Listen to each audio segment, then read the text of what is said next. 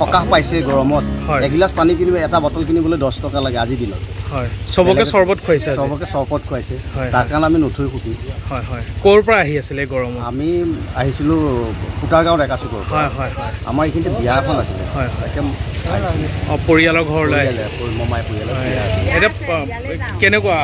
বহুতো লোকক খোৱা দেখা পোৱা গৈছে বহুত লোকক খুৱাইছে ভাল আমাৰ কাৰণে ভাল হৈছে ভাল পাইছোঁ যুৱ প্ৰজন্মটো আৰু উৎসাহ হওক তেনেকুৱা আৰু দুজন মানে তেনেকুৱা এটা পদক্ষেপ ল'লেতো আৰু ভাল হয় গৰমটো বেছি উৎকট গৰমৰ কাৰণে মানে গাটো শীতল হওক বুলি সকলোকে চৰবত খোৱাৰ ব্যৱস্থা কৰিছোঁ পথাচাৰীসকলক হয় হয়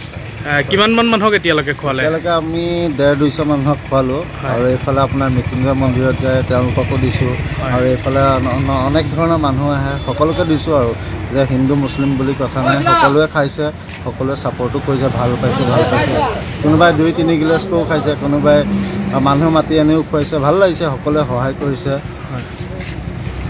এতিয়া আপোনালোকে কিমানমান যুৱক ইয়াৰ লগত জড়িত হয় ইয়াৰ লগত আমাৰ গাঁৱৰ আপোনাৰ প্ৰায় 10-15জনমান যুৱক আছে জড়িত হৈ আৰু সকলোৱে ভাল লাগিছে সকলোৱে ওলাই আহিছে কৰিবৰ কাৰণে কামটো আৰু সকলোকে খুৱাম বুলিও আৰু যোগাৰ কৰি থোৱাও আছে বহুতখিনি আজি দিনটো আমি খুৱাম বুলি মানে ব্যৱস্থা কৰিছোঁ আৰু